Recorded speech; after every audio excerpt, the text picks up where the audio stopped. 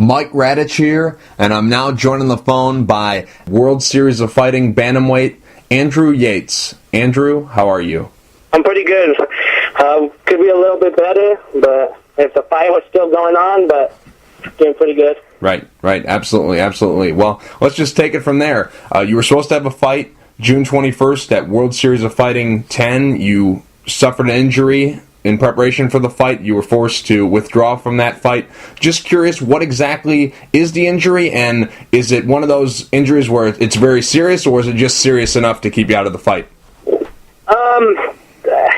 I broke my foot in my last fight, in the World Series fight, and but I didn't want to do surgery on it, so I told the doctor I didn't want surgery, and then the doctor said, I would let it heal. So I let it heal, and I was just sparring, and it broke on the top of the foot again. So now my bones in my foot are all broken again, so I can't really do too much with it. Can't kick, that's for sure. So that's part of my game, is kicking a lot, so I kind of had to pull. Absolutely. Now, how exactly did this injury happen? I mean, obviously it was an existing injury, but how did you re-injure it?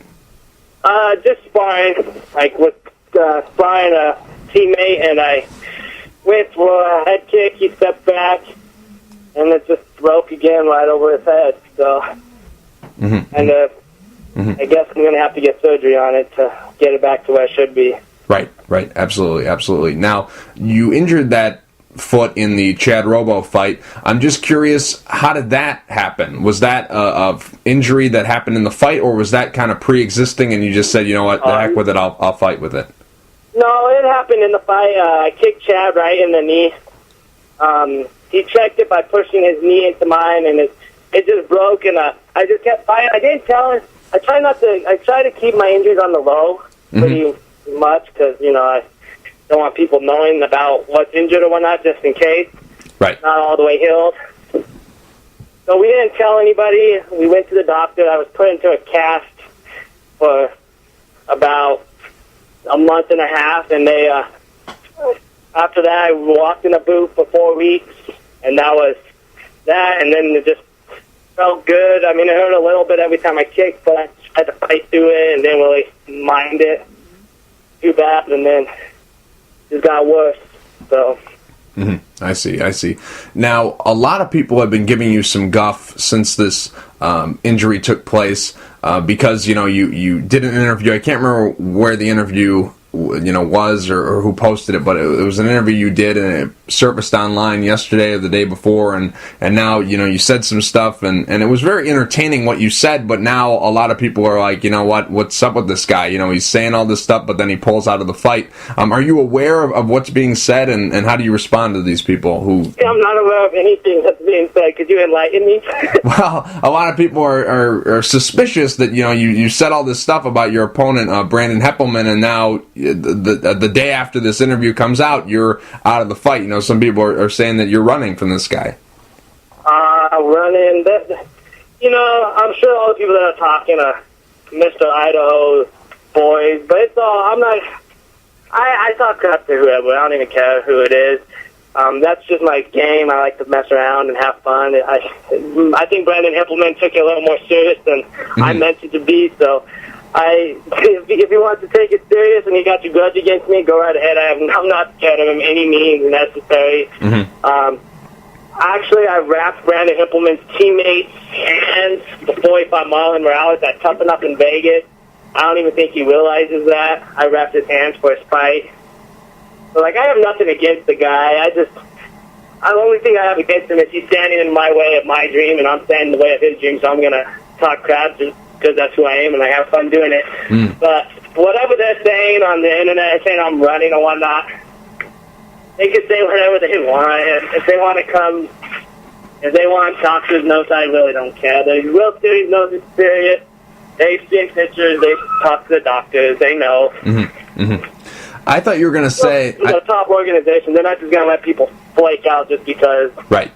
Nothing. So it's whatever. Right. I thought you were going to say, how can I run when I have a broken foot? Oh, yeah, that's true. How can I run too good with a foot? Right, that's what I thought you were going to say. I don't... I think Brandon Hippelman took it too serious. If anyone knows me, I only have one. Everyone on the World Series roster, I only have a few grudges with people, and only one person on the World Series roster, and that's the Canadian Owen Carr, who trains over at Team Alpha Male. He's the only one I really dislike on the whole World Series roster. So, I mean, if Brandon took that serious, me talking crap to him, obviously he did. I could tell he did. Honestly, he gave me a smile on my face, and I got a good little laugh out of it. So that's all that mattered.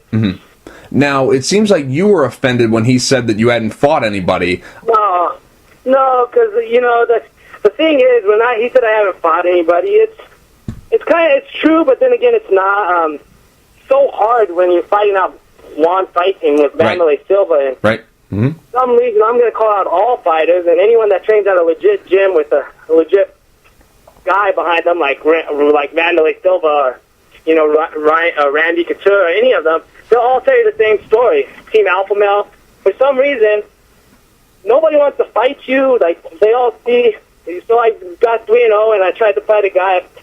He was, I think, 5-0, and I was 3-0, and he's like, "Oh no, I don't want to fight him. He's 3-0. I don't want to ruin my record." Well, dude, someone has to get a loss sooner or later, and it's either going to be me or you. So might as well. He's all, well, he trains with Vanderlei, so he's probably as good as Vanderlei. He's and no one really wants to fight you when you get to, like, when you start getting 3-0, 4-0. It's hard to find fights. It's freaking a pain in the ass. But then I got these guys, I call them journeymen, and one of my good friends is, I call him a journeyman. His name's Billy Martin. The dude's like 14 and 30. But he fights anybody and he'll fight any time, and that's how I was when I was an amateur. When I went to Vegas, they kind of tied me down and said, "You're not going to do that no more." But we had so much trouble finding fights for me. It's like, and then you have a fighter get injured, like myself got injured or whatnot, and we just tried to get whoever we could. But these the people I call journeymen, they step up to fight whenever. They don't care if they win, lose, or draw, obviously. So as long as I got a fight and got some time in the cage and got some money in my pocket to keep living life, I really didn't care who I was fighting. So I just tried to fight whoever I could, and like I said, anyone that trains at a big gym would tell you it's a pain in the ass to get fights, especially when you have someone who fights in the UFC coming in your corner with you every fight. Right, absolutely. Now, with what you just said, do you believe that there's an oversaturation in mixed martial arts? Because if there's so much going on in all this, it would be very easy for you to find a fight. So do you think that it is oversaturated? Yeah, I think that, just like, the show I used to fight on a lot was called Cage Wars, and it's because my dad is part owner of it, not full owner, but was part owner at the time. So each show has a favorite, has a guy. Each promoter has a guy that they're like, "Oh, I'm going to get him to the UFC," so they make money off of. Which that's cool. That's what everyone's fighting for, anyways, is money at the end. But at the same time, it's hard for someone who's getting wins 3-0, 4-0 to get on a card and go. And then go, "Oh, wait, I don't want him fighting my guy, because if he fights my guy, he loses, he's not going to make it to UFC or the World Series or whatnot." So, and then you got to play that game with them. I think it's all political, and he said I didn't fight anybody. Well, I stood my ground with Chad Robicon pretty well, and Chad will admit, and if I didn't fight nobody, Chad will admit I gave him a run for his money. He did put me to sleep in the second, but I didn't tap, and I kept going. And for Chad being a black belt and me being my little white belt with one stripe, I'm pretty sure I threw him in a few triangles and whatnot. He'll admit that I gave him a big surprise. And he said I haven't fought anybody, right? But I have trained with everybody. I lived with Donald Cerrone for a month, trained with Vanderlei for 3 years. I've trained everywhere, so I've trained with the best. So I haven't fought the best, but I fought one great guy, but I haven't fought that many great guys. But I'm like I said, I'm ready to fight anyone, so just not right now. Right. And you're a young guy, you turned professional in 2011. What does he expect from you? You're only 25. I'm very young, and honestly, the truth is, and I keep telling people that I started my amateur, when I started fighting, my first fight, I didn't even know what MMA stood for, honestly. My friend, well, I guess not really a friend, but a dude, acquaintance of mine was fighting, and he said, "Hey, you want to do MMA?" I go, "What's MMA?" He said, "Oh, it's wrestling with punching." And me coming out, being in high school, I was still a senior in high school, I said, "Sounds fun, sign me up." They paid for my blood work, they paid for everything. 2 weeks later, I was fighting on the local show against a guy named Brett Swanson. Dude's already had fights, and blue belt jiu-jitsu, which isn't that high now, but at the time, to someone who didn't even know what MMA stood for, that's pretty high. And, I went there, took him down, he submitted me. Mm-hmm. After that, I was like, I better get, the guy that set me up was one of the teachers at the only gym in my town of Grand Junction, so I was like, I can't go back. Sorry. I was like, I can't go back there because, he's the one that set me up. Mm. And I went to my garage. I stole wrestling mat from a gym, out of a trash can from a high school that they didn't need the wrestling mat no more. So I took that, put it in the gym, and me and my friends beat the crap out of each other. Had some Everlast gloves we bought at the local sporting goods store. Right. I had no idea what we were doing, but we beat the shit out of each other, and then we'd go fight next week, that weekend. I mean, I fought 185 as an amateur all the way to 135. I mean, wherever the promoter needed me, I fought, and I tried to learn everything I could at the fight. Right. So I've only really been training for 4 years, and that's when I moved to Vegas to train, and that's when I actually learned what training was. Mm-hmm. Mm-hmm. Now, when you moved to Vegas, what made you latch on with Vanderlei? What was it about that? Because obviously Vegas, I mean, you can throw a rock and hit a great gym in that city, so what made you latch on with him? Vanderlei Silva, I didn't even know who Vanderlei Silva really was either. Right. I knew of him and whatnot, but I went there because one of my friends, George Lopez, who fought in the UFC, I wrestled with him in high school and whatnot on all the big local, all the big shows, and he was a trainer over there, and so I went in there one day, and he was like, "Oh, Yates, how have you been?" And right then I had a friend there. I was new to Vegas.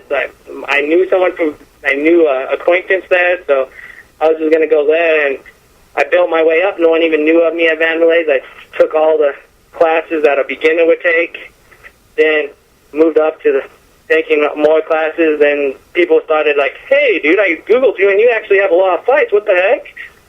And then they took me under the ring and like, "Let me help you, let me show you, let me catch you up." And they were wonderful and caught me up to speed as much as they could, as fast as they could, and I just kept going from there. And then I just put my mind and heart into it and tried to take everything I could. Mm-hmm, mm-hmm. Now, is that the only place you train at these days, or do you bounce around from other places? Well, I moved back to Colorado before my last fight with Chad. I moved back about 3 months before my fight with Chad, and I brought my teammates that I trained with on a regular basis from Vegas out here, and they lived with me, and we have a gym out here, a private little gym that we have wrestling mat and cage in, and I was training there, and then I would go to Vegas, and I'll train every now and then at different little gyms. I'm very close friends with Kim Couture and Chris Cyborg, so I would train with them all the time. Whenever we were in town, we were training together. So I would just train with anywhere and everywhere right now, and that's still how I'm doing it. I'm training everywhere. I just got back from Vegas. I kind of had to take my trip off a little bit sooner than I expected, unfortunately, but I was going to stay in Vegas all the way till the fight, but I had to come home early for obvious reasons. Mm-hmm. Mm-hmm. So, but out there I was training at Phase 1 boxing and Syndicate Gym, which I find it funny that Brandon implements that you trained at Syndicate a lot and whatnot, but Vanderlei Silva is everyone that used to train at Vanderlei's now trains at Syndicate. Right. And mm-hmm. I'm just going to say I don't count it saying you're training somewhere when you only went in there one time and had to pay to have someone hold mitts for you. Mm. That doesn't count as training to me. But anyways, I can't talk crap right now because I'm broken and I can't even run, so I'm screwed. Right. I hear you. But yeah, I trained at Syndicate, Phase 1 boxing with Dominic, I forget his last name, but he's an Olympic boxer. Dill Smallwood, Fabricio Barboza. Just trained with a bunch, trying to get my stand-up because, Brandon was coming straight at me, I felt, and then I knew he was probably learned his lesson from Marlins. Can't come straight out of professional fighters. They're going to take an angle at me and pick you apart.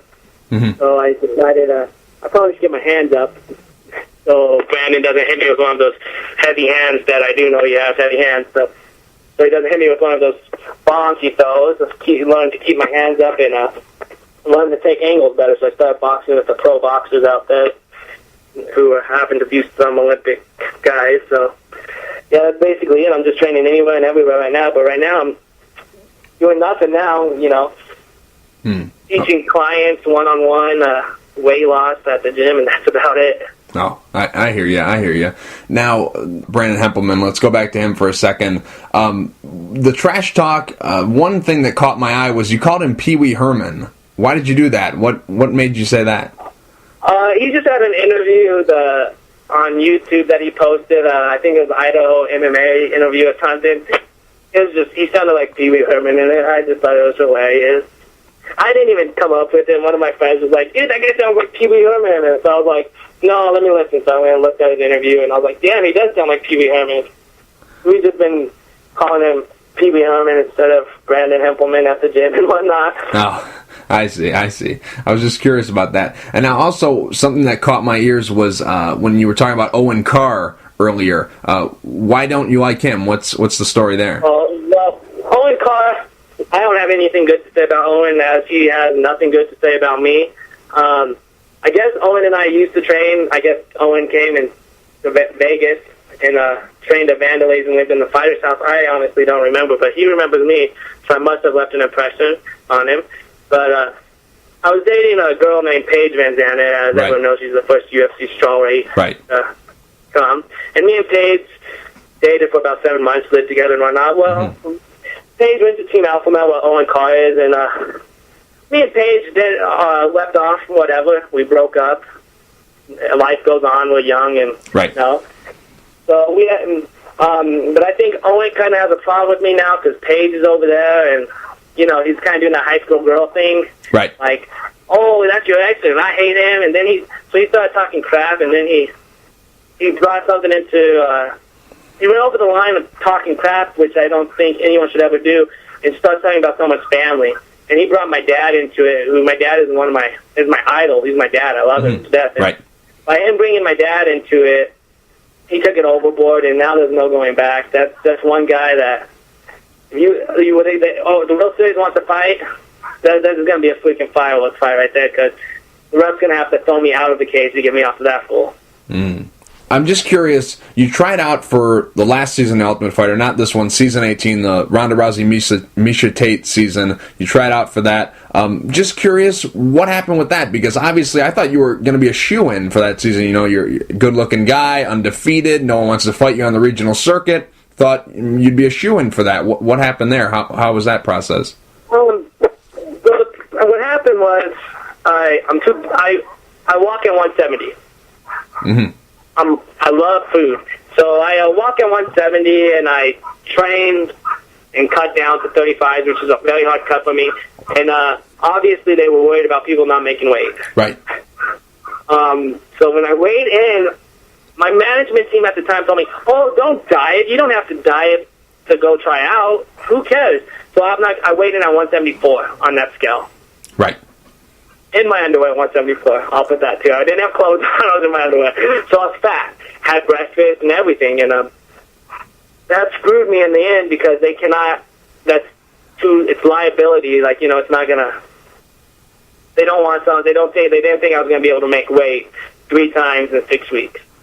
Depending, especially if I had to fight at the last fight of the, to the semifinals, that means I have to be 35. And that's just too dangerous, they were thinking. And so they didn't want me. I made it all the way through the eye test, all of that. It's kind of funny. I even remember Brandon. He was on the bus behind me, actually sitting, because I was in the front seat and he was in the seat behind me.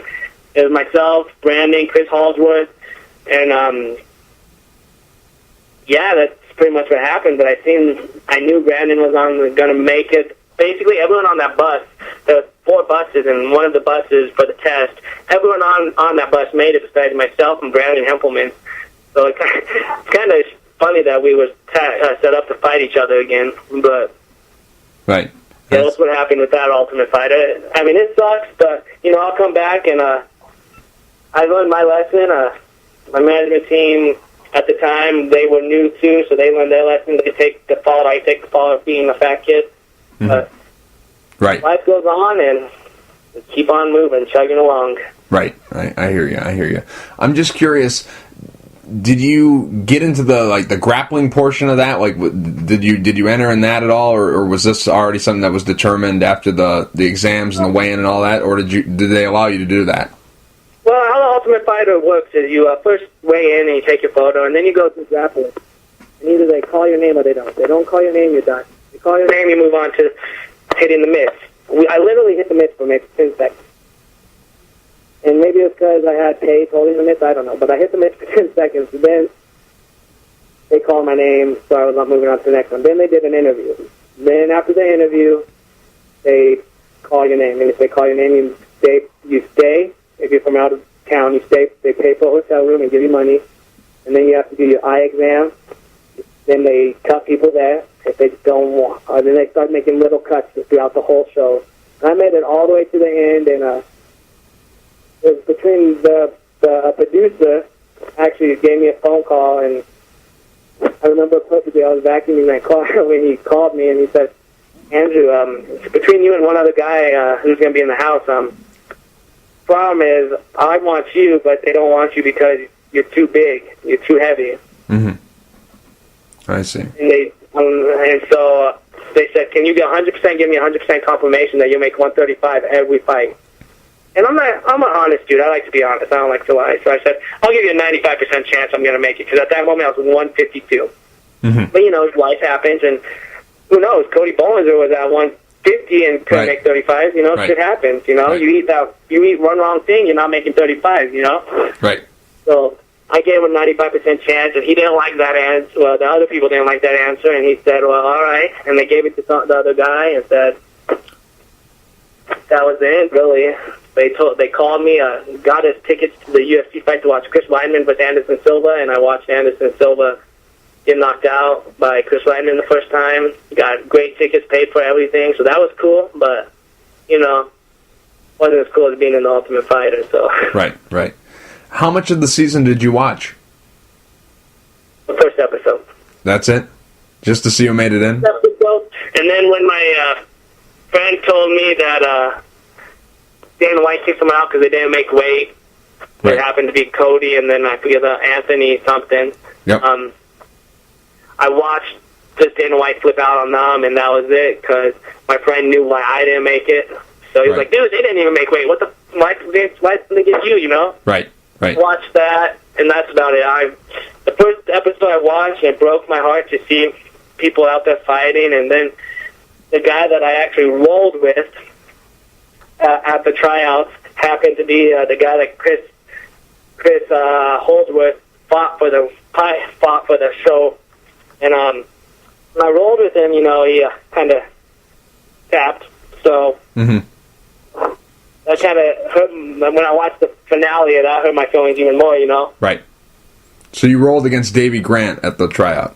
Yes. Okay. I was just curious about that. And when Dana White was going on that rant, he was talking about a guy like you, when Bollinger and Gutierrez failed to make weight, and he told him, "Hey, you just tore up somebody's lottery ticket." He was talking about guys like you, guys who tried to be on that show. How did you take that when you saw those guys not make weight, and you were that, in that same area where they said, "Hey, can you make weight?" And these guys obviously told him, yeah, and then they went on the show and failed to make it. So how did you take it when you saw that these guys didn't make the weight that they signed up for?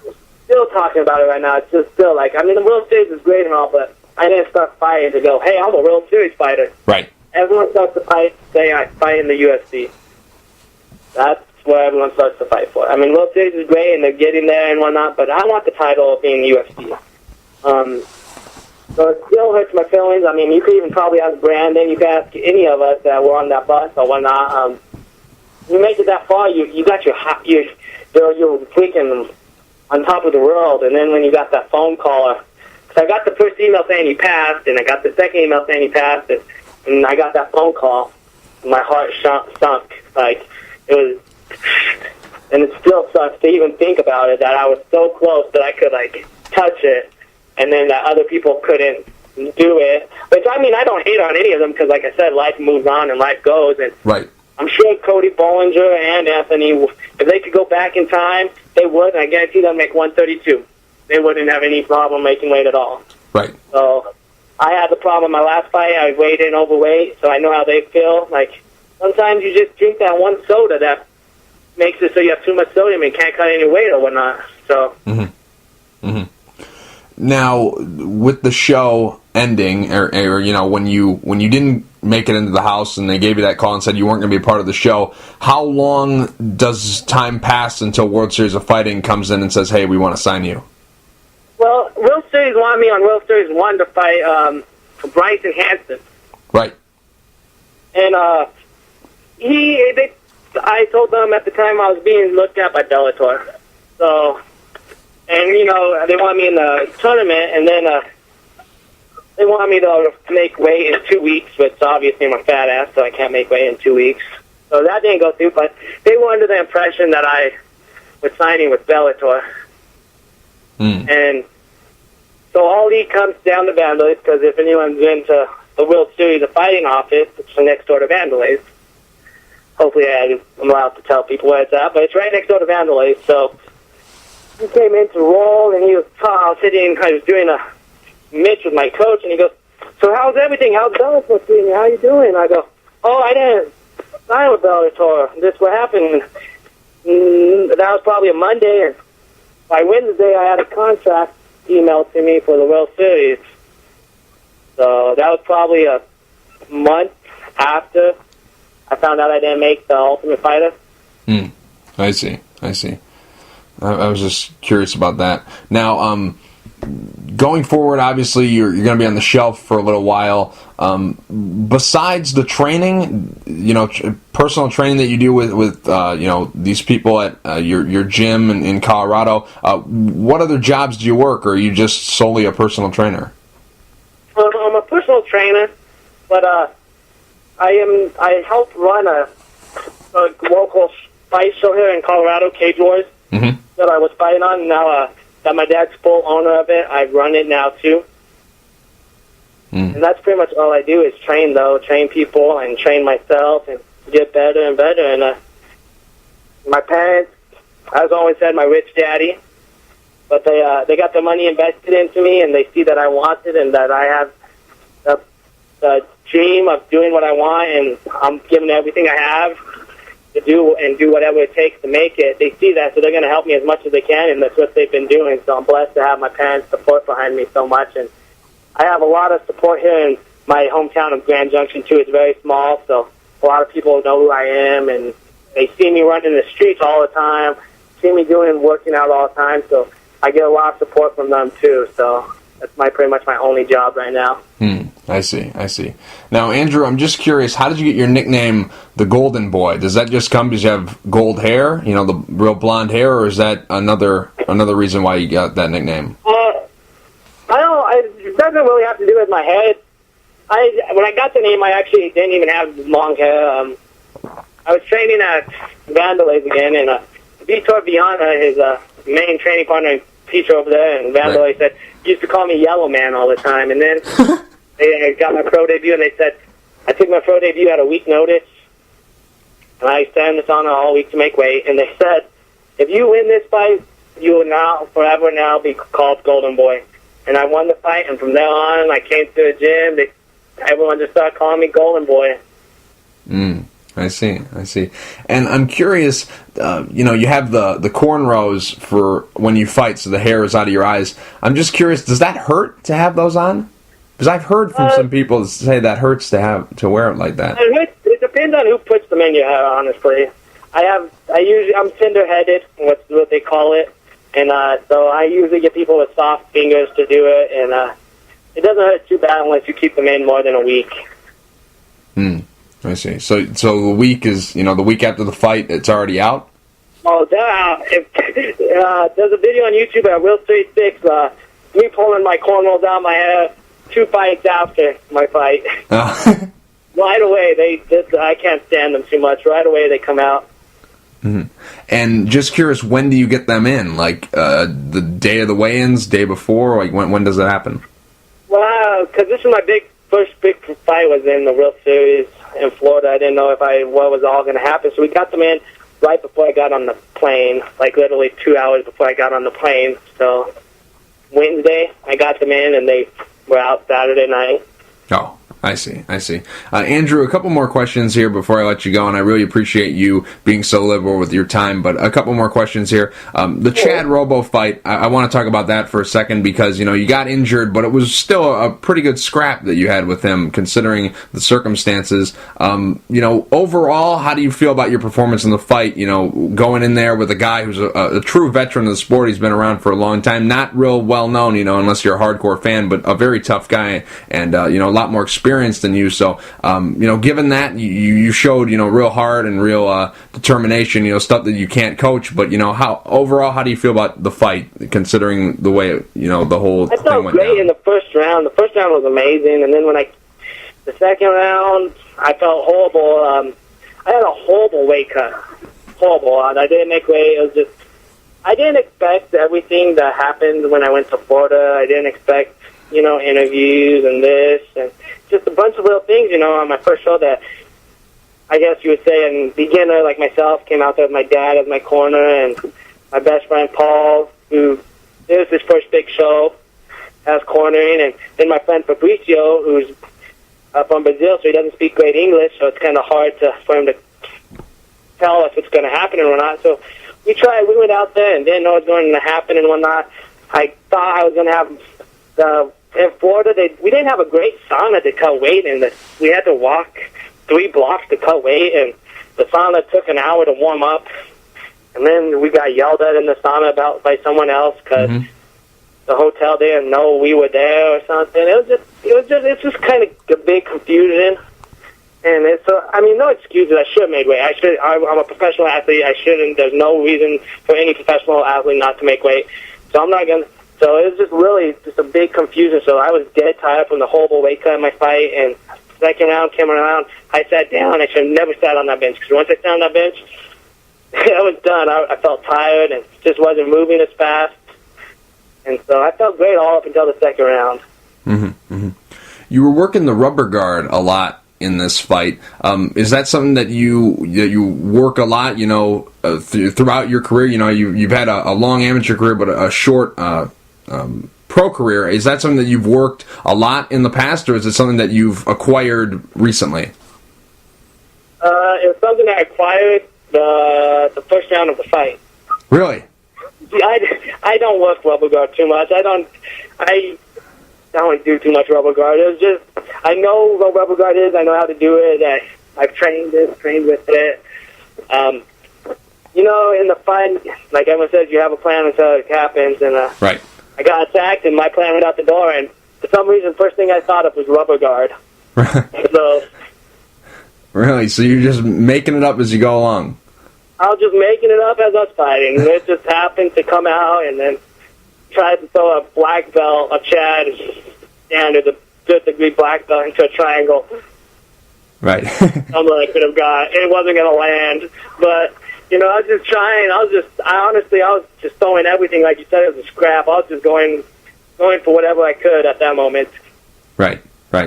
Now, obviously, it was the first loss of your career, and the old saying is you learn more from your losses than you do from your wins. In this case, did you learn more of the preparation, working outside of the cage, what you have to do more than inside the cage, or was it kind of a 50-50 split of what you've learned from this whole experience? After the fight, I learned so much about myself, about who I am in general, about weight cutting, and about everything. I learned so much from that whole fight. I even took some time off from training and got a real job and decided, maybe fighting wasn't for me. And then a month after that, I said, I can't do this. I need my fighting. I love it too much. And came back, and, I learned, it taught me so much about just what myself is and what I have and how lucky I am to have the support I do and whatnot. So I learned a ton from my first loss. And I'm just honored. Honestly, I'm honored that I took a first loss to Chad, and I would say one of those guys, as Brandon calls them, nobodies. which I feel still you can't call a nobody in the cage, because as Brandon probably knows, once you step in the cage, anything can happen any moment.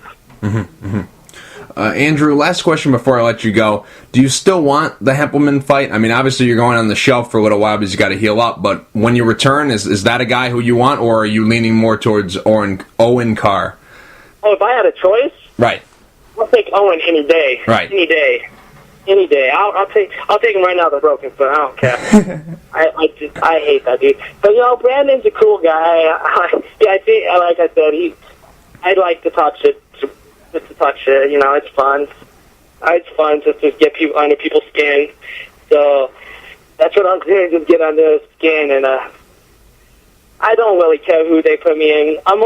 The doctor said if I got surgery, I'd only be out for 3 weeks, 4 weeks, and then I could start lightly training on it again. So we'll see. Right now, it's still really swollen. So we'll just see what happens and where I have to go. But I don't think it's because I'm gonna do what the doctor tells me this time. Right, right. I think it's gonna heal a bit faster and actually heal correctly than last time. So I don't know how long exactly. I wouldn't say any more than 2 months, and I'll be back in the cage ready to go. And I don't put me in there with Brandon. Put me in there with Chad. Right. Please put me in there with Owen Carr. Please. Right. Please, but honestly, I don't care who they put me in there with.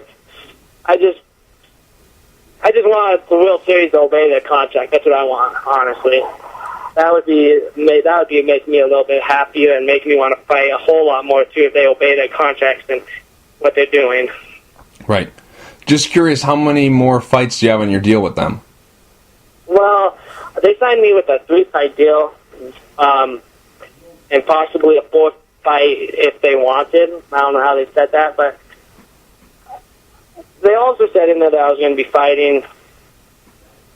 I'll probably get my first 3 fights in the first year. Oh. So I understand I got injured, but still it took forever for me to get recognition from them, and they're just not really obeying their contract. Like, I don't know exactly what's going on with what's happening or whatnot. I mean, Ray Sepro, such a respectful dude, so respectful, nice. I wouldn't want to work for anyone more than him, because he's so nice to me and whatnot, but he's not the one you have to deal with. You have to deal with a gentleman I will not mention, and my contract reads for a certain amount of pay, and, when they're trying to cut that pay in half for you to fight, kind of gets under my skin, because like you said, and I asked what my only job was, this is my job. This is how I make a living. This is how I pay my bills.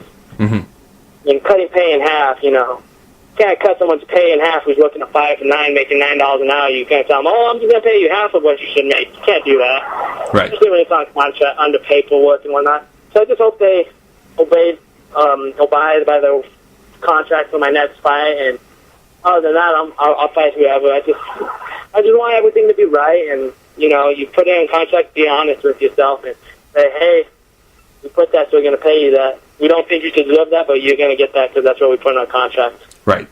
I hear you. Well, Andrew, I really hope you heal up soon. I'd like to see you back in the cage. I think, you're a very talented guy, and I think that, that experience against Chad Robo would have benefited you greatly in this fight because, you were fighting in basically your hometown. I guess you could say, you lived at Vegas, in Vegas at one point in time, so I think it would have been an excellent fight between you and Brandon. I'm very disappointed it's not happening, but I wish you well. I hope you heal up soon, and I really appreciate you taking the time to talk today. Thank you. Thank you for your time for interviewing me.